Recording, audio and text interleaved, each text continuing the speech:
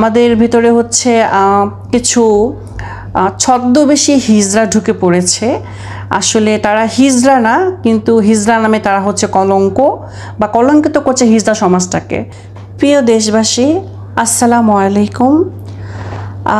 আমি আলিয়া নূর, আমি একজন তৃতীয় লিঙ্গের মানুষ। আপনারা কম বেশি সবাই আমাকে চিনেন, এর আগেও সোশ্যাল মিডিয়াতে আপনারা আমাকে দেখেছেন। তো আজকে ক্যামেরার সামনে অনেক দিন পর আসলাম তো কিছু কথা বলার জন্য। তো আশা করি এই কথাগুলো আপনারা সবাই মনোযোগ দিয়ে শুনবেন এবং আমাদের পাশে এসে দাঁড়াবেন। তো প্রথমত আমি হচ্ছে নতুন সরকারকে শুভেচ্ছা জানাচ্ছি যে নতুন সরকার এসেছে।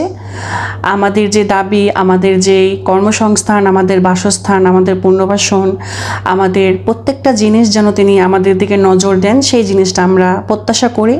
এবং বিশেষ করে আমাদের ছাত্র সমাজ এবং সেনাবাহিনী ভাইরা, আপনারা আমাদের পাশে এসে দাঁড়িয়েছেন এবং আমাদের তরফ থেকে অনেক অনেক ভালোবাসা এবং শুভেচ্ছা। আশা করি সব সময় দেশের প্রত্যেকটা প্রয়োজনে আমাদের পাশে আপনারা থাকবেন এবং আমাদেরকে সাপোর্ট করবেন। আশা করি যে আপনারা আমাদের প্রত্যেকটা জিনিস খেয়াল করবেন এবং আমাদেরকে দেখবেন, তাহলে আমরা অনেক কিছু করতে পারবো। আর যে জিনিসগুলো নিয়ে আমি সামনে এসেছি, না আসলেই নয়, আমাদের ভিতরে হচ্ছে কিছু ছদ্মবেশী হিজড়া ঢুকে পড়েছে। আসলে তারা হিজড়া না, কিন্তু হিজড়া নামে তারা হচ্ছে কলঙ্ক বা কলঙ্কিত করছে হিজড়া সমাজটাকে।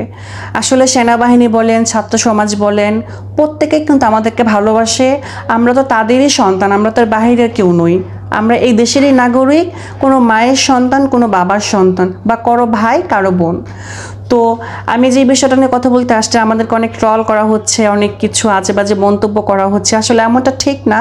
কারণ হচ্ছে আমরা 10 টাকা 5 টাকা আপনাদের কাছ থেকে চেয়ে খাই, চুরি করি না, ডাকাতি করি না, মারামারিও করি না। আপনাদের কাছ থেকে 10 টাকা 5 টাকা আপনারা ভালোবেসে আমাদেরকে যা দেন, সেটা নিয়ে আমরা জীবিকা নির্বাহ করি বা আমরা খাই, আমরা চলি। আপনারা হচ্ছেন উসিলা, রিজিকের মালিক হচ্ছে আল্লাহ।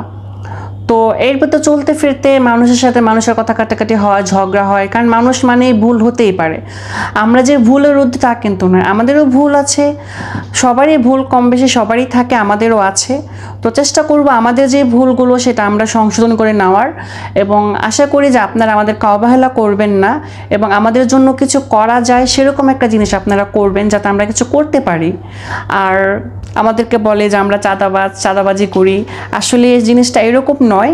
আমরা যে এলাকাতে এগুলো কালেকশন করি, তারা আমাদেরকে ভালোবেসে 10 টাকা 5 টাকা 20 টাকা যে যা পারে খুশি আমাদেরকে দেয়। এটা অনেক আগে থেকেই দিয়ে আসতেছে, আমরা খাচ্ছি তাদের কাছ থেকেই নিয়ে, কারণ আমাদের কোনো কর্মসংস্থান নাই, আমাদের কাজের ব্যবস্থা নাই।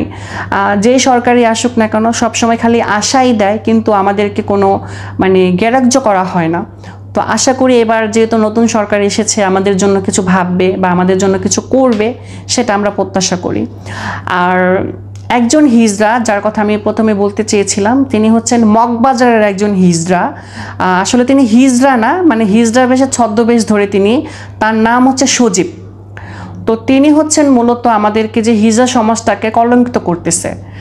সে বিভিন্ন ধরনের আপনার আজে বাজে মন্তব্য আমাদের নামে করতেছে বা আমাদেরকে হেস্তনেস্ত করার শিকার করতেছে। তো আপনারা অবশ্যই জানেন, বা যারা মগবাজারে থাকেন তারা বুঝতে পারবেন যে, তো আপনারা সবাই চিনবেন তাকে। তার নাম হচ্ছে সজীব ওরফে হুররাম। তিনি মগবাজারের একজন হিজড়া, বা হিজড়া না, তা আমি আসলে তিনি হচ্ছেন ছদ্মবেশী একজন হিজড়া, তো নকল হিজড়া যেটাকে বলে। তো তিনি হচ্ছেন আমাদের একজনের জন্য 10 জনের বদনাম। তিনি হচ্ছেন বিভিন্ন সময় বিভিন্ন জায়গায় সবাইকে দেখাচ্ছে তিনি অনেক কিছু করতেছেন মানুষের জন্য, বা আসলে তার ভিতরের খবর কেউ জানে না, সেটা আমরা জানি। তো আইন প্রশাসন যারা আছেন সবার কাছে রিকোয়েস্ট থাকবে যে আপনারা মগবাজার যান, গিয়ে জিজ্ঞেস করেন যে হুররাম নামে সজীব হিজড়া নামে কেউ এখানে আছে কিনা, তাহলে আপনারা পেয়ে যাবেন। সে হচ্ছে বিভিন্নভাবে সন্ত্রাসী বলেন, চাঁদাবাজি বলেন, বিভিন্ন ছেলেদেরকে নামায় এই কাজগুলো করতেছে, মানুষকে ডিস্টার্ব করতেছে। আর আমাদের মতো সাধারণ যারা নর্মাল হিজড়া যারা আছে, তারা আমরা কলুষিত হচ্ছি, আমরা মানুষের হাসির পাত্র হচ্ছি এই একজন হিজড়ার জন্য।